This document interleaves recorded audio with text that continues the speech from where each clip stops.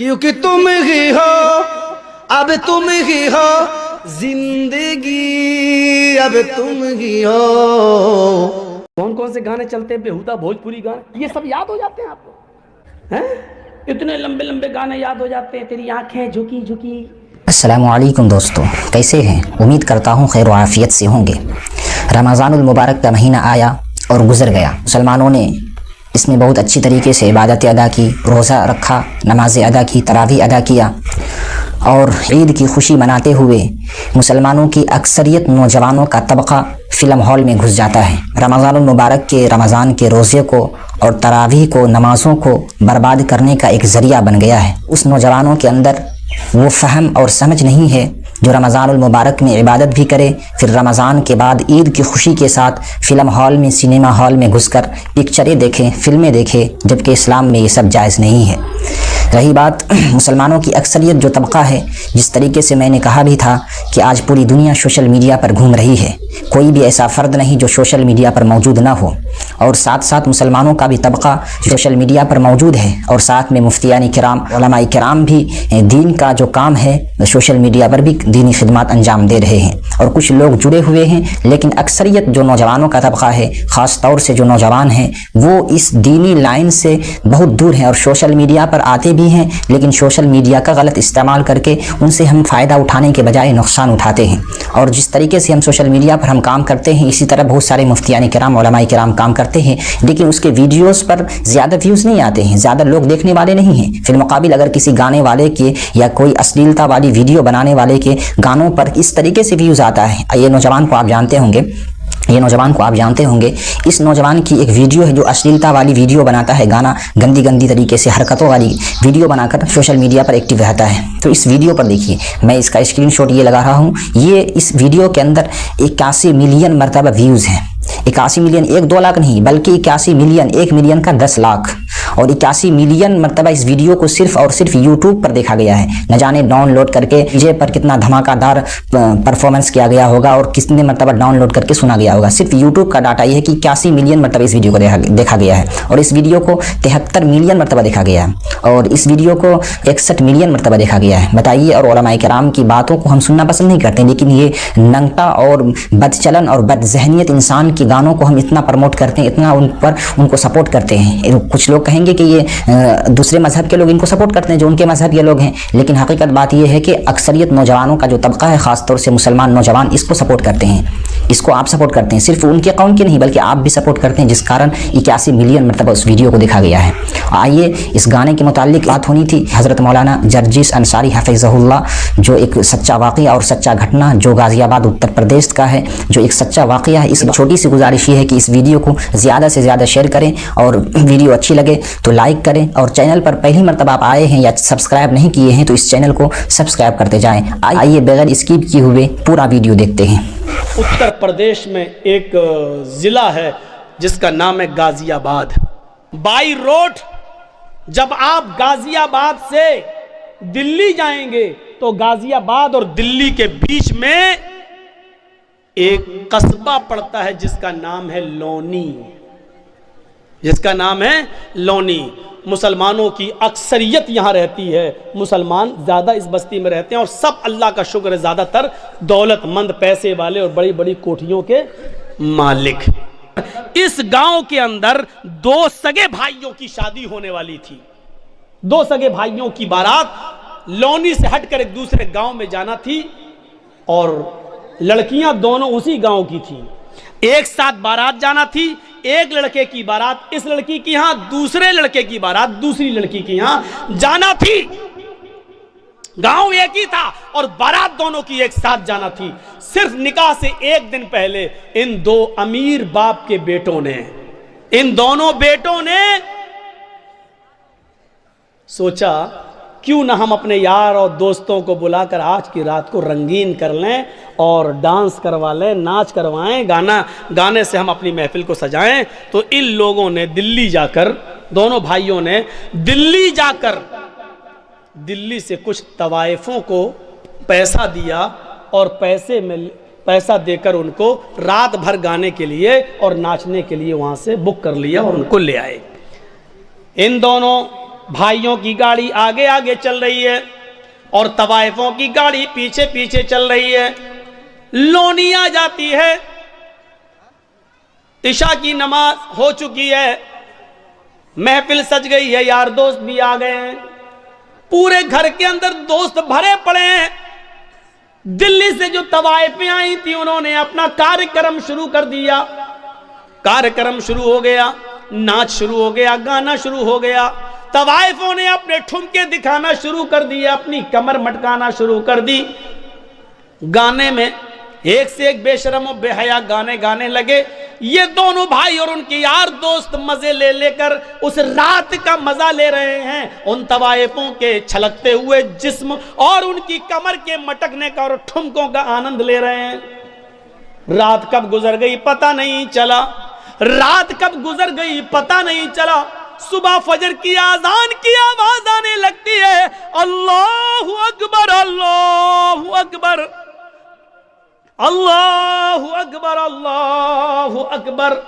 ان دونوں بھائیوں کے مکان سے کوئی 200-300 میٹر کی دوری پر مسجد ہے اور اس مسجد سے ایک مؤذن اذان دے رہا ہے. اس کی اذان کی آواز اس گھر میں بھی آ رہی ہے جہاں ناچ و گانا ہو رہا ہے.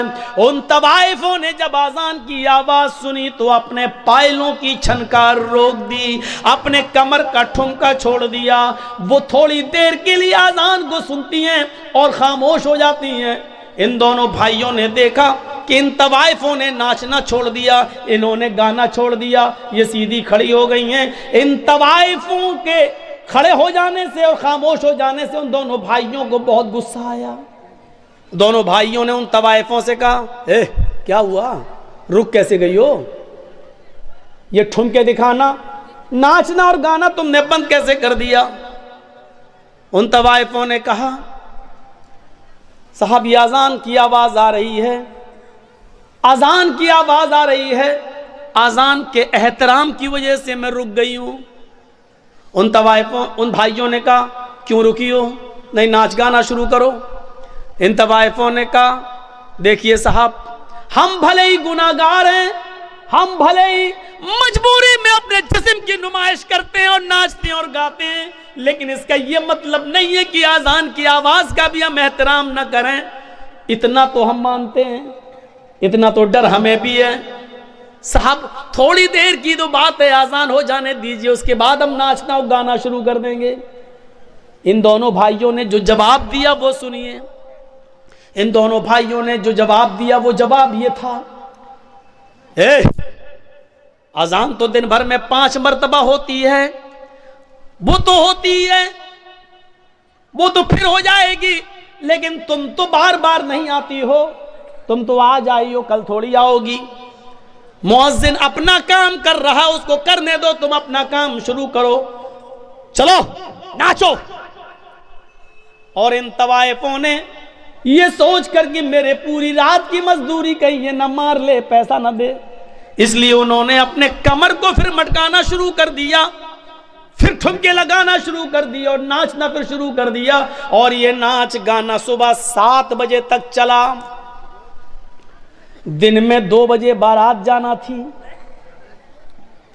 شام کو 7 بجے نکاح ہونا تھا, 9 بجے وہاں سے ان دونوں عورتوں کی, دونوں بیویوں کی رخصتی ہو کر ان دونوں بھائیوں کے گھر آنا تھی. کارڈ سب کو بڑھ چکے تھے, صبح 7 بج چکے ہیں. ان طوائفوں نے کہا, دیکھو میں اکیلے نہیں جاؤں گی, تم لوگ مجھے لے کر آئے ہو, مجھے دلی پہنچاؤ بھی, کیونکہ راستے میں ہم طوائفوں کو لوٹنے والے لوگ بہت ملتے ہیں, ہمارے جسموں کے ساتھ غلط سلوک کرتے ہیں, اس لیے تم لوگ ہمیں چھوڑ کے بھی آؤ. ان دونوں بھائیوں نے کہا, چلو ہم لے کر آئے تھے تو چھوڑنے جانے میں کیا حرج ہے. ان دونوں بھائیوں نے اپنی گاڑی اٹھائی, طوائفوں کی گاڑی بھی چلنے لگی. اب طوائفوں کی گاڑی آگے آگے چل رہی ہے اور ان دونوں بھائیوں کی گاڑی پیچھے پیچھے چل رہی ہے, تاکہ ان طوائفوں کو آگے سے اگر پیچھے کر دیں تو ہم تو آگے نکل جائیں اور پیچھے سے ان کا اپہرن ہو جائے. نہیں, تو ان طوائفوں سے کہا تم آگے آگے چلو. طوائفوں کی گاڑی آگے آگے چل رہی ہے اور ان دونوں بھائیوں کی گاڑی پیچھے پیچھے چل رہی ہے. سردیوں کے دن ہے, کوہرا بہت پڑ رہا ہے, سامنے سے ٹرک آ رہا ہے. سامنے سے ٹرک آنے کی وجہ سے طوائفوں کے ڈرائیور نے تھوڑا سا کراس کیا اور گاڑی کو نکال لیا, لیکن ان دونوں بھائیوں کے ڈرائیور نے شراب پی رکھی تھی. رات بھر شراب کا جام پیتا رہا اور ناچ و گانا دیکھتا رہا.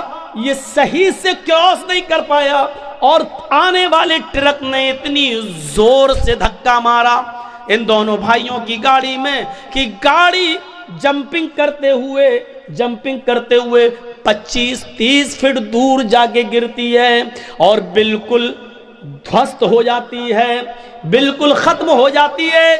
جب ان دونوں بھائیوں کی لاشوں کو نکالا گیا تو اللہ کی قسم پہچان میں نہیں آ رہا تھا کہ بڑے بھائی کی لاش کون سی ہے اور چھوٹے بھائی کی لاش کون سی ہے. ڈرائیور بھی مرا اور ان دونوں بھائیوں کی لاشیں وہیں پر بکھر گئیں. کپڑوں سے کچھ اعضاء کی پہچان ہوتی ہے. پوسٹ مارٹم کے بعد ان کی لاش گھر آتی ہے. باپ کے اوپر جوان بچوں کی موت کتنا بڑا حادثہ ہوتی ہے, یہ تو وہی جانتے ہیں کہ جن کے جوان بچے جن سے چھین لیے جائیں. ہم اور آپ اس کا اندازہ نہیں کر سکتے ہیں. میرے بھائیو, اب لاش کہیں بدبو نہ دینے لگے اس لیے حکم ہوتا ہے کہ عشاء کی نماز کے بعد ان کو دفنایا جائے گا, ان کی مٹی ہوگی, لاش کہیں بدبو نہ دینے لگے. سوچئے ذرا تھوڑی دیر کے اندر کتنا منظر بدل گیا ہے. ابھی تھوڑی دیر کے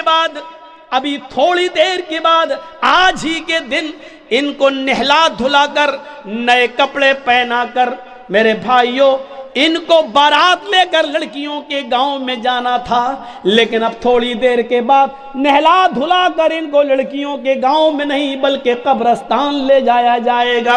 تھوڑی دیر میں کتنی چیزیں بدل گئی ہیں. دیکھو ابھی ان دونوں لڑکوں کو سسرال سے آئے ہوئے کپڑے پہننا تھے, نئے کپڑے پہن کر بارات میں جانا تھا, لیکن اب ان دونوں لڑکوں کے جسموں پر سسرال سے کپڑے نہیں بلکہ سفید رنگ کا کفن پہنا کر ان کو قبرستان کی طرف لے جایا جا رہا ہے.